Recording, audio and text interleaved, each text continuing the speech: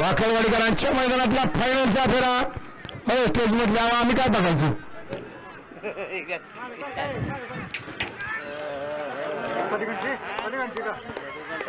सुंदर अशी लढत झाली, अतिशय सुंदर आणि दोघात लढत झाली. आड्याल होता नंद्या सर्जा आणि पड्याल होता सुंदर आणि पकड्या. दोघात लढत झाले. कोण झाला एक नंबरचा मानकरी, कोण झाला कुणाच्या नशीब प्रथम क्रमांक. आणि मधल्या रावला होता बाहुली आणि लक्ष्या. लढत झाली. शेवटच्या क्षणाला निकाल कोणी घेतला, पंचांचा निर्णय मानती.